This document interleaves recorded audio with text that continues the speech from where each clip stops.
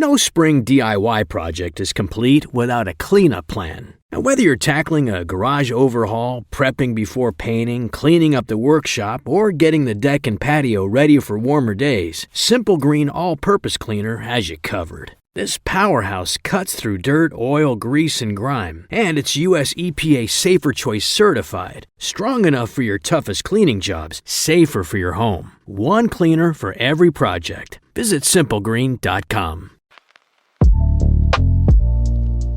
Welcome to CJ Moneyway Media, a storytelling platform built brick by brick, where conversations become lessons and experiences become perspective.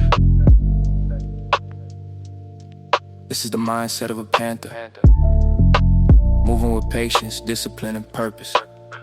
From podcasts to books to media storytelling, CJ Moneyway brings voices, journeys, and real conversations to the forefront. You're now listening to the CJ Moneyway Show. What's up, my good people? Welcome to the CJ Moneyway Show, where hustle meets legacy and we build success brick by brick through authentic stories. Today's guests see the world differently, not through trends, but through truth. You say is a cultural tech entrepreneur who went from being an immigrant founder in Canada with no network to selling his company Moneybase for an 8-figure exit. Now, as managing partner in investment art and author of the upcoming book Invisible Rules, he helps founders uncover those hidden patterns of success that most people never see. We're talking about decoding belief system, mastering credibility, and turning struggle into a strategy. Because when you understand the rules of the game, you can finally start rewriting your own story.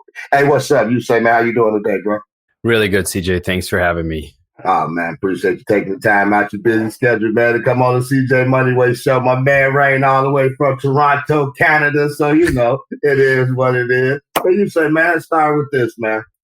Let's start with what most people overlook the outside. How did coming from India to Canada shape the way that you saw the invisible rules in business? Yeah, I think what I'm about to describe is probably a very common struggle for a lot of people, especially people who want to become entrepreneurs or they want to start a business. You know, you often think you don't have the money, you don't have the right credentials, maybe you don't have the right certifications, or you didn't go to the right universities, or whatever it might be. There's always a reason that you're going to hold yourself back. And there's many of them. You don't have connections. So obviously moving to Canada, I didn't know anybody.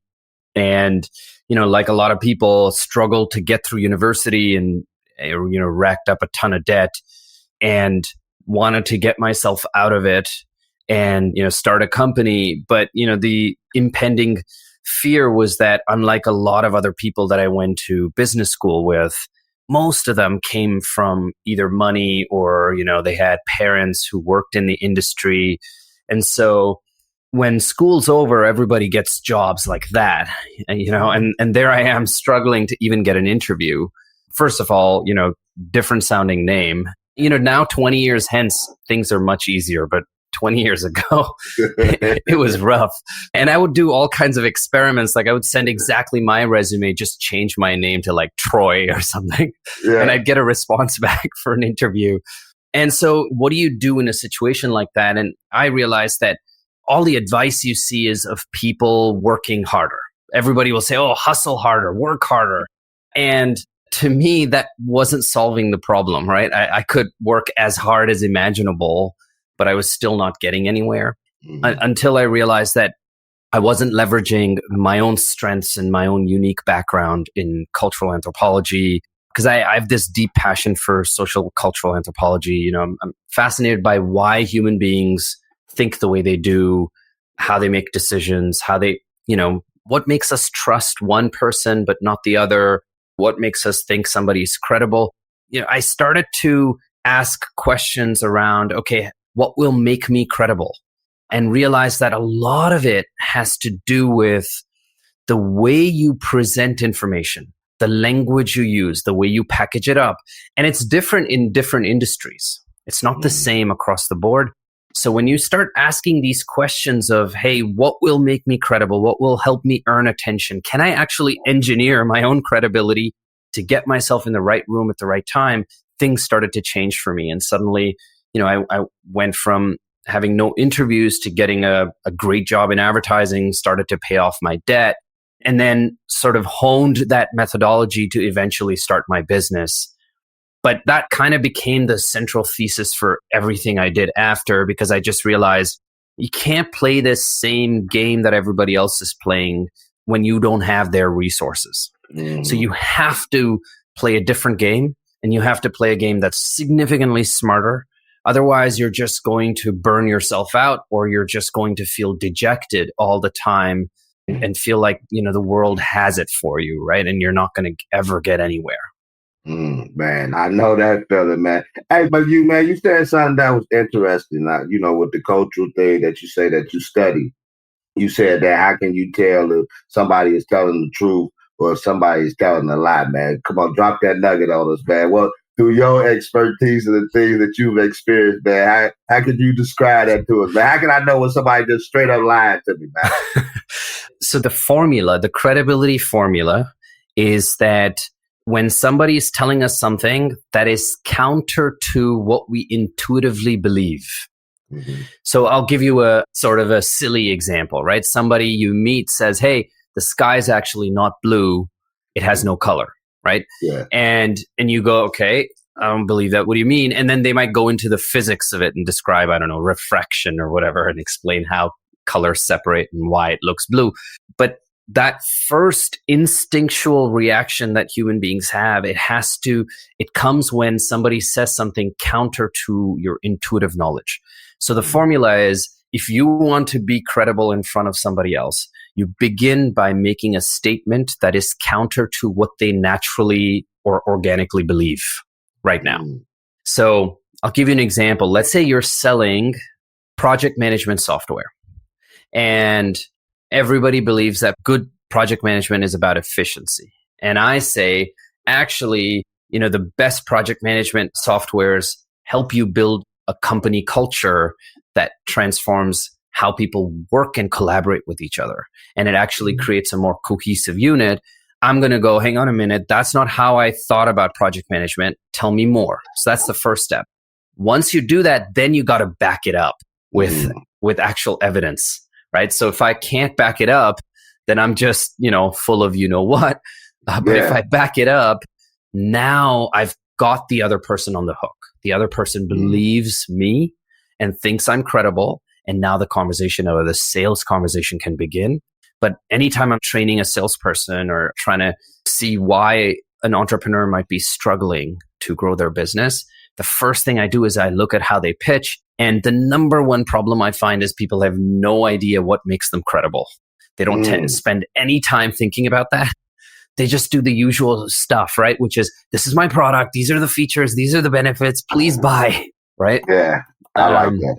And so I think this is where the moment you start just thinking a bit deeper and asking the why question, it's kind of the world opens up and you realize this is cool because, and this is sort of a really important thing, is that for me, the big aha came when I realized that if you want to succeed as an entrepreneur, your job is to not just solve a problem, right? Everybody says, yeah, find a need, solve a problem, find a need, solve a problem. That's not enough. You have to help a customer make sense of their world. That's your job. Help a customer make sense of their world. Like recently I was grocery shopping and I asked the guy at the counter, because he looked really buff, like he was working out. So I asked him, hey, what whey protein powder should I buy? And we got talking and he had so much knowledge. And then I asked him, hey, I'm actually looking for a personal trainer. Do you do that? He was like, oh, I don't have any certifications. I didn't go to school for this. And he started giving me all these reasons why he's not qualified. And I was like, dude, your body is your qualification. Have you looked at you? You are ripped to shreds, my man. Tell me what you're doing. Teach me. Right. And so the thing that he hasn't realized is all he had to do in that moment is say, okay, I am clearly struggling to make sense of a part of my world, which is, How do I connect the dots between what I eat and how I work out and what my body wants to feel like and look like, right? So I have some goals in my head, and his job is to just help me make sense of that world for me. The moment he does that, I trust him. I hire him. He's my personal trainer. He builds his business, and suddenly he has 30 clients, and he's no longer working at the grocery store. My point is, people don't think about this, right? They don't realize actually it's not just solving a need. It's about helping make sense of the customer's world, a small part of their world.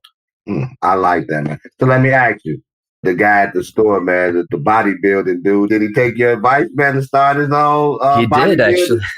He did, because I gave him my phone number and told him, if you really want to pitch me, send me a text. And he did send me a text, and we met up for coffee, and he actually pitched. And I have my first training session with him next week. So I'm looking forward to it. That's cool, man. That's cool. Yeah. Maybe you can go to Toronto Blue Jays, man, and start hitting clean up batter, man, because they need some. That's they need right. some Yeah, bats they right desperately now, need man. it. Yeah. they need some bats. Hey, so let me ask you, man. You said that success isn't always about who works the hardest, but who understands the hidden systems. What are some of those systems most people miss? There's sort of two games being played. I'll just explain it this way because I think it'll give your listeners a bit of an aha, which is, we all know the visible game. The visible game is, let's say you're applying for a job, you're starting a business, pitching a customer. The visible game is, how big is your business? What are your credentials? What university or what college did you go to? Where did you work before? Tell me your qualifications. That's the visible game, right? And so when you start winning, you play the usual game. Hey, look at all these companies that buy from me, or I have 5,000 customers and they give me 5-star ratings or whatever, right? That's the visible game. The problem is that actually that's not why people buy. And that visible game is also a chicken and an egg scenario, because most entrepreneurs, when they're starting out, they don't have 5-star ratings. They don't have logos. They don't have 5,000 customers. So it's kind of a chicken and egg, right? So how do you get started until you can play the visible game? That brings me to the invisible part of the game. So what's the invisible game? The invisible game is you start asking, what are the credentials?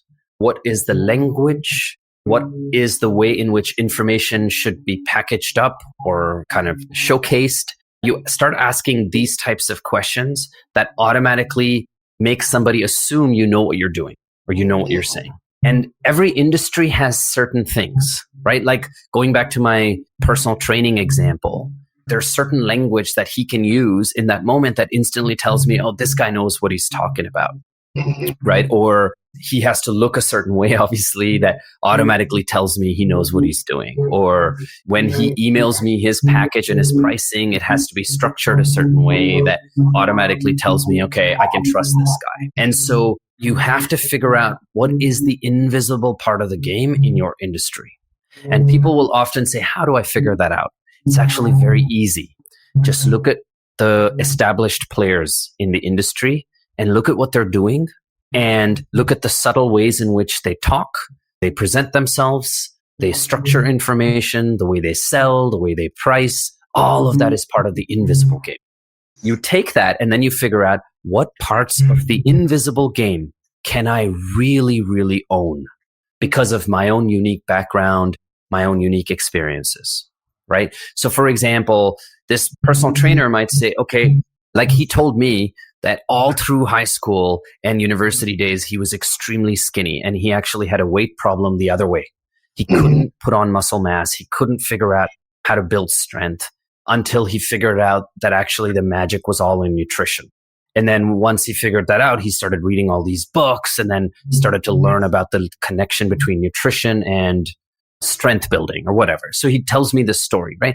So once you figure out what the invisible part of the game is, you can then figure out what is or what aspects of your own personal story connect to that, because everybody has something interesting in their personal journey that connects to what they're doing, what they're trying to sell. It doesn't have to be traditional credentials or traditional experience or how much money you make or how much revenue your company has. This is the core focus of my upcoming book, is to help people learn about the invisible game. Hence, I call it Invisible Rules. And then to give them the tools so that they can start figuring out what are those invisible rules in my industry and how can I master them so that with very little resources, I can build a business that I'm really proud of. Man, you got a lot of knowledge, man. I put it like that. You say, man, you dropping some nuggets on us today, man. So let me ask you, man, when you first launched, the motivational base, you didn't have a Silicon Valley network, as you were saying earlier. It's just a vision. Yeah. What gave you the confidence to compete in a world that wasn't built, as we talked about earlier? Yeah. For you, somebody that didn't have all the resources and things of that nature. Yeah. I mean, to be honest, I had zero confidence. And every day I thought I was going to fail, but I didn't show it. Right. Mm-hmm. So first and foremost, I didn't have confidence until it started to work, but I just did the work. Right. So every day I thought about the invisible game and I thought about how I can master it. So I'll give you one example. So MotiveBase was a research company. And we were doing research for large companies like Target, General Mills, and all these guys. Mm-hmm. And I realized very quickly that when people don't know you, you can't go and sell $100,000 worth of research to a large company. They have to build trust and they have to already feel like they know a bit of who you are and what you do. And so the first year, I focused on small businesses that needed a little bit of research help. And so we scraped by, getting $5,000 here, $10,000 here, doing whatever projects we could just to pay the bills and get through. But the same year, I went to every major conference and I spoke. I found myself speaking gigs. I went to networking events and all I did was focus on one aspect of the invisible game that I knew I could win at, right? And it was all about, because we were doing research to help these companies understand what truly motivates their customers. So it's all about motivation and nobody else was doing that. And that was my core focus. And because I'd done my homework, I knew that I had to present it in a certain way that automatically signals to my buyer that I know what I'm doing. So everything, the way the presentation was put together, the language I used, the way I talked about it, the way I told my own story about how I fell in love with anthropology and how I got into this business. Everything was specifically catered to just that focus on building credibility. So by the end of year one, while we were scraping by with small and medium businesses, suddenly we got a call from the head of innovation at Target. We get a call from the head of innovation of General Mills because they saw us speak at a conference or what have you, or I had a drink with somebody. And boom, the moment you get your one big client, everybody else then wants to work with you and then it goes from there. But it was not confidence. It was just doing the diligent work of saying, I know I'm going to work smarter than everybody else. I'm going to use this approach to just hack my way into the right rooms. So let me ask you, man, because we said it earlier, I think I said it in the introduction. So you and your partner built this company, man, motivate based to inspire people and things of that nature. And you started off small, like you said, you were scraping and, then you got the call from Target. But you also sold this company, man, you know what I'm saying? For an 8-figure exit, man. So how was that, man? How did that all come together? So, by sort of year 4, year 5, we knew we had a business on our hands. We had built a technology-based business. Back when I started building it in 2015, AI wasn't as developed as it is now, right? So we built an AI business, but it still took us a while to build it. Now I could probably build that business in half the time just because technology's evolved so much. But as time went on, we realized that we had a potential business that could be sold. And so our entire focus became on making sure that we could build the business in a way that it would continue to not just survive, but thrive even after we left. Because when somebody wants to buy you, they have to see that when the founder leaves, the business is not going to crumble. So we talked about credibility earlier. In the early days, it was all about my credibility, right? Because I was speaking and doing everything. But as the business started to grow, we started to build credibility in the brand of the business itself. So that once, if I existed or not, it wouldn't matter. The customers would continue to work with MotiveBase even after it was acquired. And so that was a good 2-3 years of work as we continued to grow the business and build the technology. And then when the time came, we put the business on the market. We went to an investment banking firm and they helped us put the business on the market, to sort of start the process of selling it, basically. Okay. And so, and then you started another business. So tell us about CredsAI.com, man, and what your company do with this, man. Yeah, after selling my business, I took a sabbatical in the south of France with my family and did absolutely nothing for a little while. And then started to write a book because during that time I was bored. And so I was calling up all these incubators and saying, hey, if you have founders who need help, I have time. I'm happy to help. And so I started having all these conversations with all these founders and started to realize that the problems are still the same, right? Everybody still struggles with credibility. People don't know what about their story makes them credible. People don't know what about their story makes them attention worthy. And so they do the same stuff. They try to email prospects. They try to make phone calls, cold calls. They don't get responses. They feel dejected. And so I realized that the way I had built my business, that I had a methodology. And that methodology could turn into a book, which was Invisible Rules. And then eventually that methodology could also become my next startup. So that's kind of how it was born. It came out of taking a sabbatical and just advising. I advised about 35 different founders. And through the process, started helping them and realized that the way I had built my business, I could now translate that and help teach other people to build their business the same way.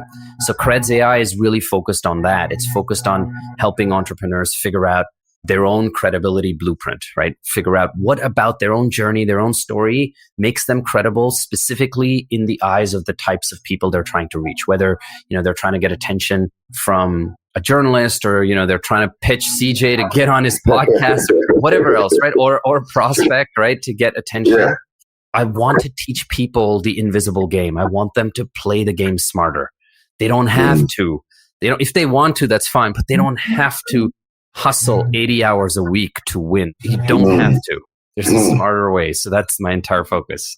I like it, man, because I want to know the invisible rules, man. Because I want to play the game smarter, not harder, man. So before I go anywhere farther, tell us, where can we find, your business? Where can we find the information? Where can we find you at, man? Yeah, I'm on Instagram. My first name dot last name, Ujwal.Arkalgud. Please feel free to check me out there.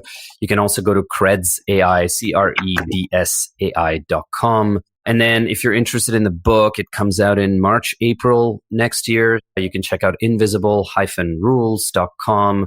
Yeah, I'm really excited to hear from folks. And I do actually respond. A lot of entrepreneurs message me on Instagram asking me for advice. And I do actually respond because it does give me a lot of joy in giving back to the community. So yeah, if anybody's looking for some assistance, just wants to ask questions, that, I'm around. Okay. So let me ask you, man, before I do that, you say you got programs on this CredsAI.com, there's programs and things of that nature? Exactly. People can subscribe and use the tool. It's an AI-powered tool. So people can simply subscribe and in 10 minutes unlock their own unique credibility story and use it to write emails that will actually get them attention. It'll even coach them so that when they're on calls, they do the calls better and they're just not just blabbering about what they do, but rather talking about what they believe and connecting with the prospect at a deeper level. Okay, man. I like it. I'm going to check it out myself, man, because I want to know my credibility story, man. I mean, because you're always learning, you're always trying to do things better, man. Like I tell people, I listen to all you guys. Everybody that I bring on here, man, I listen, man, because I'm putting tools in my toolbox, because you guys got a lot of knowledge, man, a lot of stuff to bring, man. That's why I enjoy talking to you all. So let me ask you, man, your company decoded human belief using Reddit and big data years before AI became a buzzword. Like you say, you started one company in 2015. I hadn't even heard of AI back then. Let me ask you, so what did that teach you about human behavior? So, I mean, the cool thing was with my last company, we were completely focused on studying how human beings build and give meaning to ideas. That was the entire focus. And the first thing I discovered is that the way we give meaning is very much dependent on the context within which we exist. So I'll give you an example. Let's say you're in the market to buy a car and you're interested in buying a car. You might tell your buddies, hey, this is the reason why I'm buying a car. And whenever, as human beings, we talk about why we're doing something, we always make it sound logical because we don't want to look like a fool, or we don't want to sound cuckoo. And so we make everything sound logical. Oh yeah, I want this car because, I don't know, it has good gas mileage, or it's really powerful, or it looks cool and I want to drive this. But the reality is that actually there's so much more going on underneath the surface because we assign so much meaning to things, right? So actually the reality might be that, I'm not saying this is true, but we may assume that, I don't know, Ford is not so hot anymore. I don't know, because people who are really hustling and working hard and trying to do interesting things, they don't drive Fords. They drive Teslas. I'm making it up. I'm not saying this is true. That's true. But we might have this in our heads, right? And because we've given meaning to one type of vehicle over the other. And so then what happens is we try to logically justify a decision because we've already given meaning to an idea. And this is how human beings work. We first give meaning to something, which means 99% of the decision is already made. And the same goes, by the way, to trusting somebody or wanting to work with somebody or, wanting to collaborate or start something new or buy something. It doesn't matter what you're doing. 99% of the decisions made based on the meaning we give something. And then the last 1% is a little bit of logic because we don't want to sound crazy when we're talking about something. And so that was the big thing I learned, hands down. Doesn't matter, who you are, how rich or how poor, it's always the same, right? So that desire to give meaning to the world, that's something we all share in common. Doesn't matter where you come from or what your political beliefs are or whatever it is, right? And so my entire focus in my career is how can I manage to shape or perhaps influence a little bit of how my customers give meaning to my business or to me. See what I mean? So that's my entire focus is how do I shape or control a little bit of how people give meaning to the businesses I'm running? Because if I have a little bit of control there, and if I can influence that, then If a job's worth doing, it's worth doing right. The same goes for cleaning. Simple Green All-Purpose Cleaner delivers powerful, concentrated performance across multiple surfaces, from tools and equipment to floors, workspaces, and more. It's strong enough for serious cleaning, yet formulated to work without harsh chemicals that demand heavy protective gear. Get the job done right, safer, stronger, smarter. That's the power of Simple Green. Learn more at simplegreen.com. much better chance of succeeding because people are going to want to work with me and buy from me and so on. This episode is brought to you by CJ Moneyway Media, where podcast ideas become platforms. Through the Moneyway Lab Masterclass, CJ shares real lessons from the lab for creators building their voices brick by brick. From powerful guest conversations, storytelling that inspires growth. CJ Moneyway Media is about one thing, building legacy through stories. Learn more at cjmoneyway.com.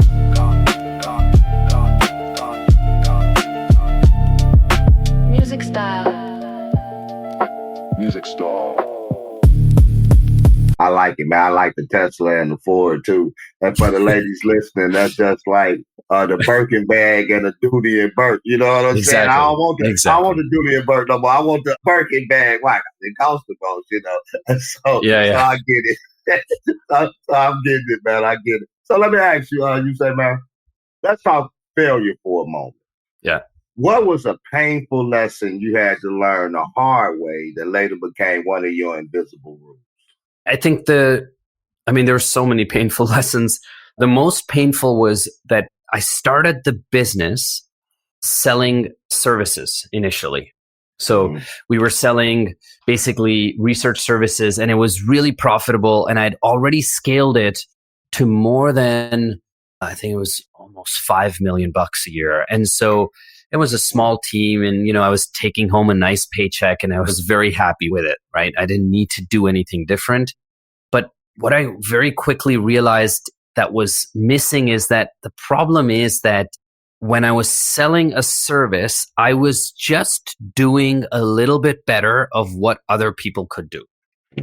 Right. So I was solving a problem that many people were solving, and I was doing it a tad bit better. That's it. The problem with that is that I'm still not achieving the goal of helping the customer make sense of their world a little bit better. Mm-hmm. I'm just helping them solve a problem. I'm not helping them make sense of their world.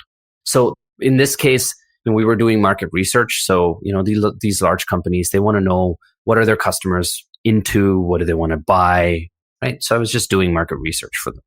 And so I very quickly realized if I had to truly graduate to the next level, which is build a business that helps these customers make sense of their world, then I needed to build a technology that would help them understand how trends are changing their business. That kind of became, instead of just doing market research. So, General Mills would say, hey, help us understand, why do people care about a certain type of diet, or why do people care about probiotics or whatever? But the big unlock for me was I was just solving a problem they had until I really started to help them make sense of their world. And their world is consumer trends are changing like crazy. Now, especially with social media, new trends are cropping up all the time. How do we know what to invest in, what to build? How do we know we're not going to lose money on our products? That was their problem, right? And they couldn't make sense of the world of trends. And so that was the graduation moment for us. So after, in the fourth year of our business, we were already making more than, I think, 4.5 or 5 million. And we had to make the very difficult decision of killing the services business to start the technology business, because we had cash to invest in and build the technology. And it was really challenging, CJ, because year 5, we started with revenue 0. So we went from 5 million to nothing because we just stopped selling services and had to build a technology business from scratch all over again and scale it all over again. But the thing is, if I hadn't done that, I wouldn't have been able to sell the business, and I wouldn't have a business that is continuing to thrive even after I've exited it, because I wasn't helping the customer make sense of their world. That's the big shift, right? So, and I tell this to every entrepreneur now, that if you've had some success, and I meet a lot of people who've had some success, but they want to take it to the next level. And I always ask them, are you helping the customer make sense of small part of their world? If the answer is no, that's your next level. That's how you level up your business. Because when you do that, the customer becomes obsessed with your product. They don't want anything else. And that's the sort of the next level where not only does your business scale faster, you can also then sell it faster as well. So to me, that was the scariest moment of our business, because we had to give everything up in order to start afresh. But it was also the most powerful. And now in hindsight, obviously, I would have built it differently now, knowing what I know. But, you kind of have to go through the difficult moments the first time around to learn. Yeah. The trial and tribulation. Hey, you say, man, I'm going to be honest, man. There's no knock on anybody, but some of the things you said today, and I've talked to people that have AI companies, I've talked to CEOs and things of that nature, people that is sold their companies, they tell you about how you got to have all your paperwork right and everything. Like you say, you got to be running like a well-oiled machine for somebody to come in and back. They don't want to come in and work. They want to come in with something that's already working. Right, and, what I'm saying? It's just going to generate their money. But man, the things that you saying about, making the customer, making sense of their world and things of that nature, I've never heard that before. That to me takes this conversation and, the belief on reaching out and making the, like the best experience for the customer, man. That's taking this to a whole nother level, because I hadn't heard it. I talked to a lot of people, but I haven't heard it in that sense, man. So I'm like the way you putting this together, man. I really do. So let me ask you, you say, man, so let's talk about your book for a second. In your book, you talk about the danger of following traditional success paths. Yeah. What invisible rule do you wish every entrepreneur understood sooner? The biggest one is that their own desires or their own goals are not necessarily their own. They're a mixture, or they're a result of what the world expects of them and what they expect of themselves.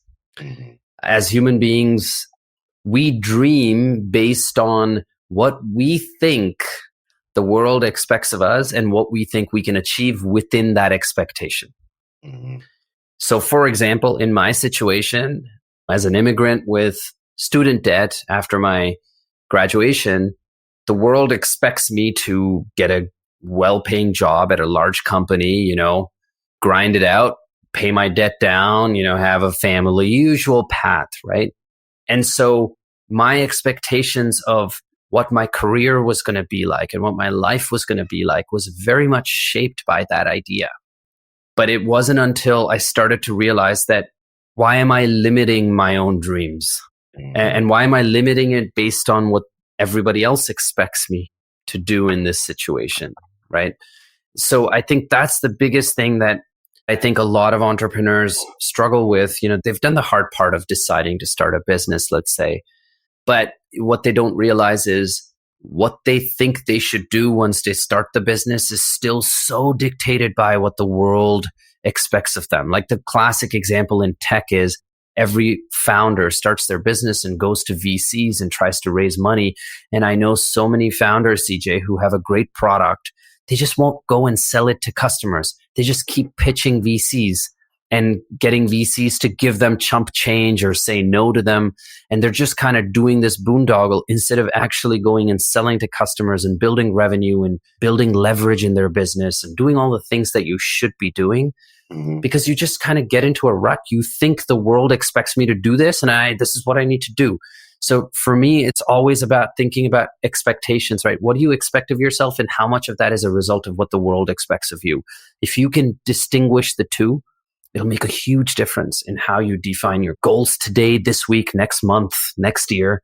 And that itself makes a huge difference in motivating you to do the things you've always wanted to. I like it, man. So you said, man, I only got a couple more questions for you, man. Like I said, you've been dropping some nuggets here on the CJ Moneyway Show today, man. I appreciate it. So let me ask you, man, this is your company and we touched on it in a sense. AI is reshaping credibility. Yeah. How can entrepreneurs use it to build trust instead of losing? It's a fantastic question. The biggest concern right now is entrepreneurs are using AI to drive efficiency and volume. Mm-hmm. And I can't tell you the number of, even past customers of mine that I talk to that'll tell me that their inboxes are now flooded because people are using AI to do email sequencing and cold calling and everything in between. The problem is everybody sounds the same. Mm-hmm. Every email starts the same way, has the same structure. Even if you think you've got something unique, AI just naturally makes everybody just sound the same. And so when you use AI to play the volume game, you just end up sounding like everybody else. In fact, worsening your chances of success. I'm not poo-pooing AI here. I'm a huge proponent of it. I've built my last company in AI, building my next company. The point is how to use AI. Use AI as a thought partner, not as some sort of volume play partner, efficiency partner. When you use AI as a thought partner, it starts to help you let your own unique magic shine through. You have to let your own humanity shine through. So for example, for my book, which is coming out in April, I had to go get endorsements. And I made a list of 10 people that I really admire in the entrepreneurship landscape that I wanted endorsements from. But these people don't know me. And I'm a first-time author. And I was like, oh, how am I going to get through to them? They probably get thousands of people emailing them every day. And so I used the credibility method and leveraged AI to figure out what will make me uniquely credible and interesting in the eyes of these people and sent them really personalized, thoughtful messages. I got responses in the first round from 3 out of the 10 who agreed, then 3 more, and then 1 more. And eventually I've ended up with 7 out of the 10 have given me endorsements. The remaining 3 who didn't, they still responded to me and said, sorry, I can't for whatever reason, but now they know who I am and I'm in touch with them. In fact, the funniest, CJ, was one person messaged me saying, I'm so happy you didn't use AI because your humanity shined through. And I was kind of giggling to myself because I did use AI. But that's the magic. right? You got to Yeah. use AI as a thought partner. Yeah. Let your unique magic shine through. If you're not able to do that, you're not going to get anywhere. Mm. You know what? It's funny that you said it. That's why I laughed because for the last month and a half, I was taking somebody got to this AI. They did a course. I put it that way. Matter of fact, yesterday was the last day where you get your certificate and things of that nature. And Right. what you just said, the thought partner process, you know what I'm saying, or whatever, is just so many levels to AI, if you don't really understand. Like, we can dibble and Exactly. dabble, man, but we got to, like, seek out people like you, like Christopher, that was training the class, man, people that's really deep into this, because it's just so much that AI can do that, it's like, it's amazing, man. Like, the first day we went to class, I'm like, man, AI can do all of this, you know what I'm saying? Like you say, structure So your true. emails and do that. But like I say, last week we brought the thought partner slides out or whatever, and I just Right. threw that into my chat yesterday or the day before. Like, hey man, I need you to be my thought partner, my co-founder. You know what I'm saying? Things of that nature. And so so I'm glad you brought that up. So Exactly. so let me ask you. You say, man, this is my last question for you, man. You're big on turning personal struggles into scalable wins. What's your blueprint for doing that step by step? I think the core of the blueprint is to figure out what aspect of your personal struggle is relevant to the business you're building and relevant to the customers you want to have. Because there's always some aspect of your personal struggle that's relevant to people. And you just have to figure out how to make it relevant. So I'll give you an example. A buddy of mine struggles with bipolar disease, right? But he can't just get the sympathy vote, you know what I mean? And go on calls with customers and say, hey, I'm bipolar. That doesn't work. Instead, what he did was figure out, okay, what aspect of dealing with bipolar disease gives me certain skills that now makes me uniquely fit to be a founder and to run the type of business I want to run.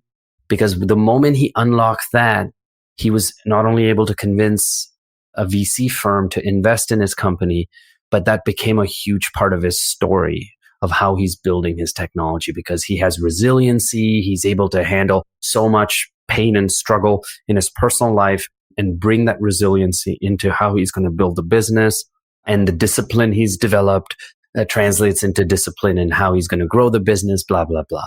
Right. So I think the blueprint is, if you think you're going to get brownie points because you had struggle, unfortunately, you're not going to, right?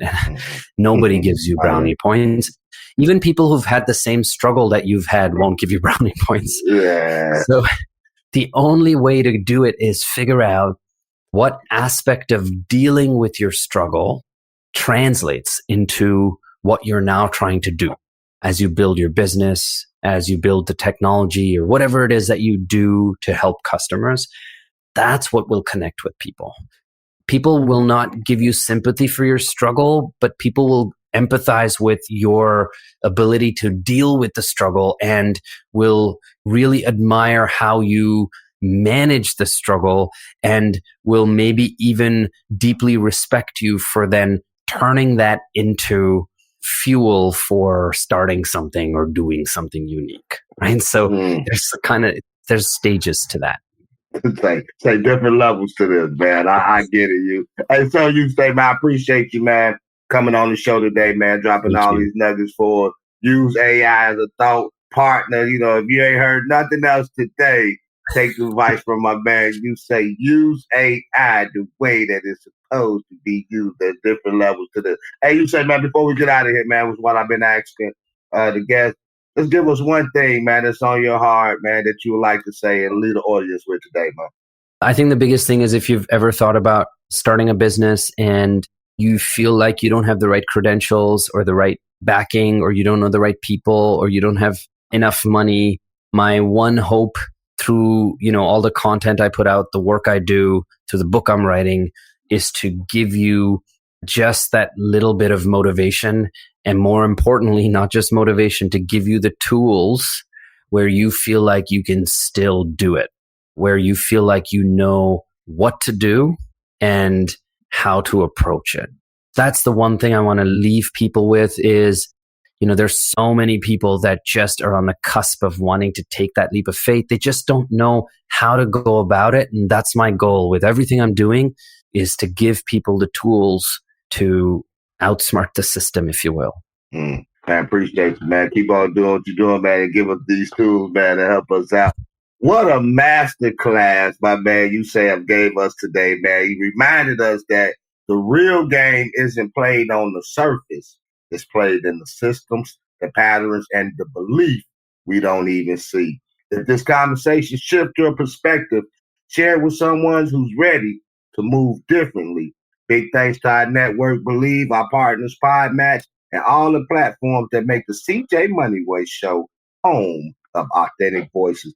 Keep building your legacy brick by brick, mindset by mindset. I'm your host, CJ Moneyway, and this is how we do it on the CJ Moneyway Show with my man, all the way from Toronto, Canada. We out of here. Peace. You've been listening to the CJ Moneyway Show. Where real stories, real lessons, and real perspective come together. Remember, move with patience, move with purpose. That is the mindset of a panther. Until next time, keep building your legacy brick by brick by brick by brick. Music style. Are you trying to get weight loss support through telehealth, but it feels overwhelming and rushed? Check out orderlymeds.com now. Orderlymeds.com was built to be different. Here, you connect with real doctors who take the time to understand your goals, review your eligibility, and guide you through a plan that's right for you. Orderly Meds provides access to proven GLP-1 medications like semaglutide and tirzepatide, including both name brand options and personalized compound versions when appropriate. So you have choices backed by clinical oversight, not guesswork. It's a simpler, more supportive telehealth experience designed around people who want clarity, care, and confidence in their weight loss journey. And your medication is delivered directly to your home in discreet packaging, so your experience stays private from start to finish. Do your research, ask the right questions, then visit orderlymeds.com/podcast for an exclusive offer. Again, that's orderlymeds.com/podcast. Individual results may vary, not medical advice. Eligibility required. See site for details. If you like the show, please take a moment to rate, review, and subscribe. It really does help the show to grow. Thank you for listening.